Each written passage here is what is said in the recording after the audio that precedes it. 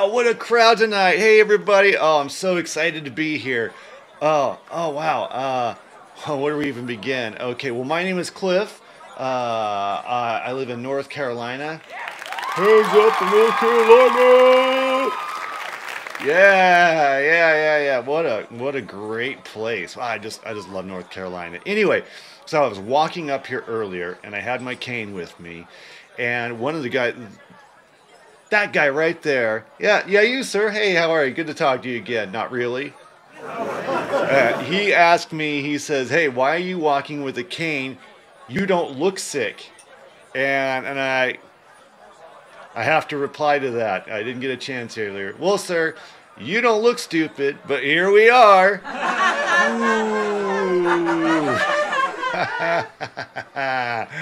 Stupid people make my day because they ask really stupid questions. And, you don't look sick. Sounds very stupid to me. All right, let's move on.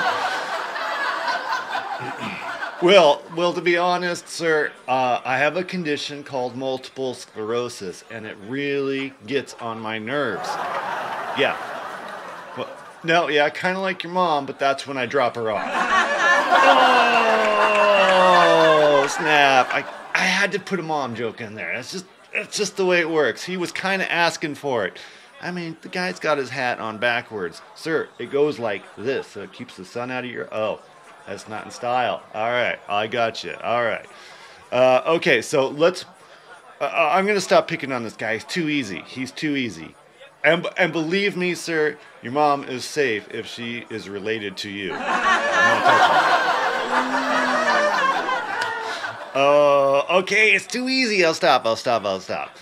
I must digress. I have a feeling I'll be back working on him in a few minutes, but I don't know. All right. Who else out there in the audience has multiple sclerosis? Put your hands up.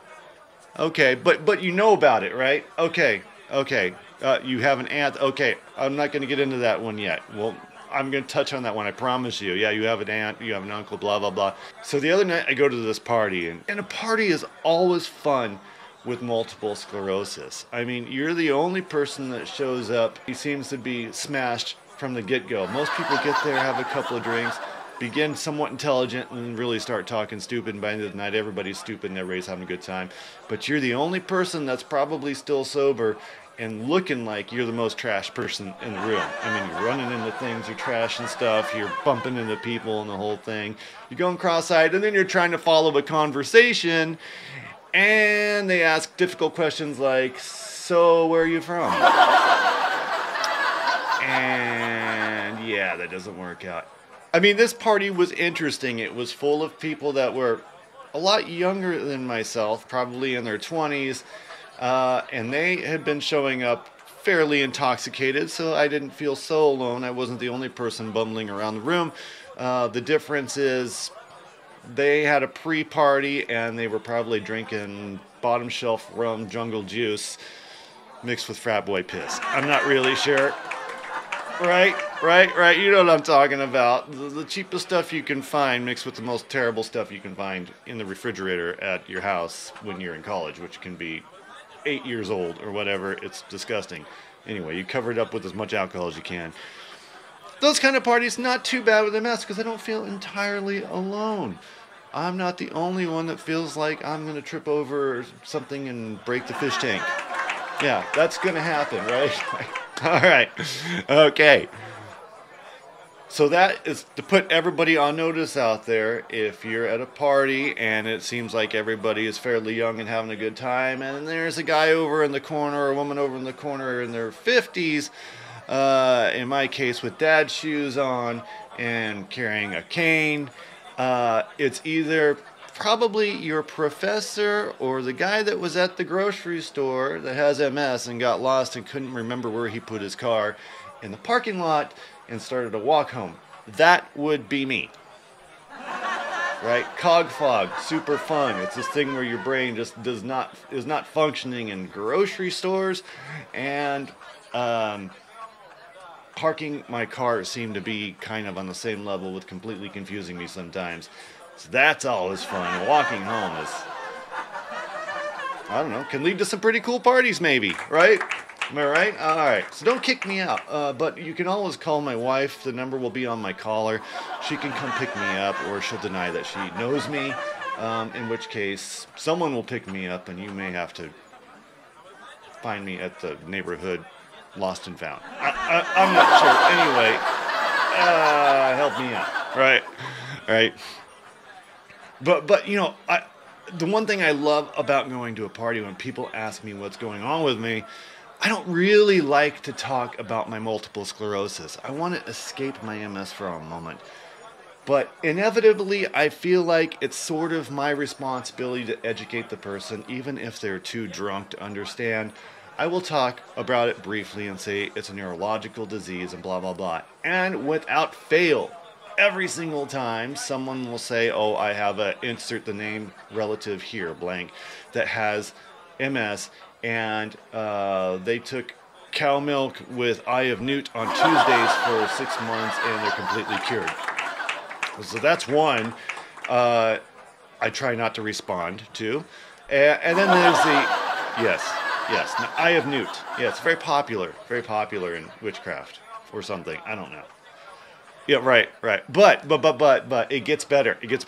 You have the person that comes up to you that's been eyeing you since the beginning of the party, and you're like, are they wondering what's going on with me, or are they going to sell me insurance? No. It's going to get worse. They're not going to sell you insurance.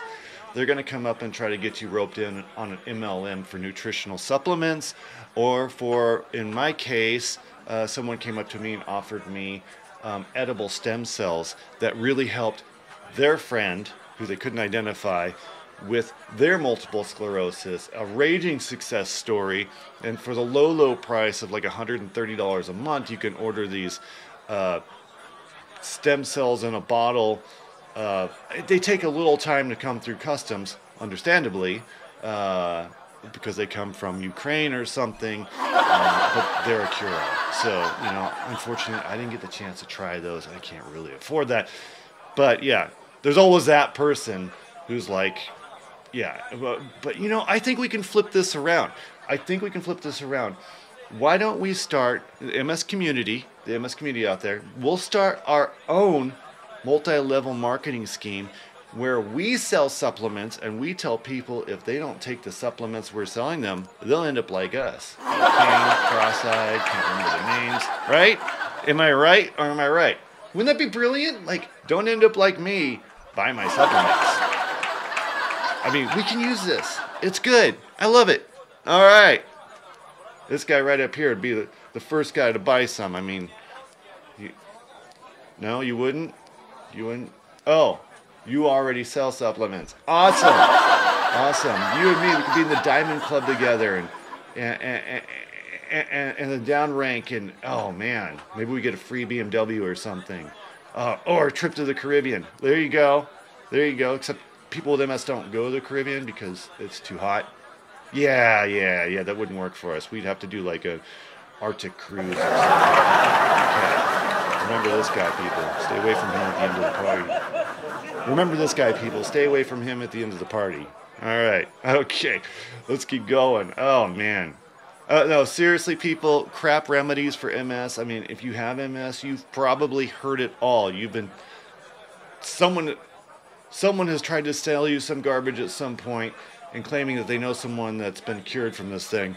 And really, it's kind of sad that people will try to take advantage of us in our moment of need. But we're used to it. So we're a little bit stronger than I think they're used to. You know, normally they'll try to sell their supplements to somebody with like arthritis or something that's got somewhat of an ailment. But I don't think they understand that like MS is this thing that like completely takes over your life. And so we're ready. We put up some pretty thick walls, and I've had some interesting conversations.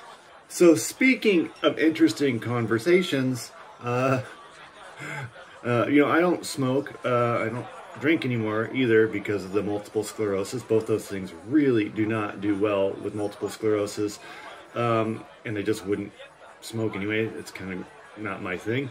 But I was checking into the hotel here in town this morning, and this is hilarious. You guys are gonna love this. I walked in and I said to the lady, "Can I have a non-smoking room, please?" And she looked at me and she says, "Sir, you can have a room and you don't have to smoke if you don't want to." Okay, right? That's the best answer I've ever heard for that question.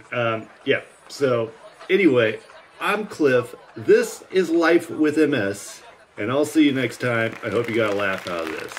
And I'm out.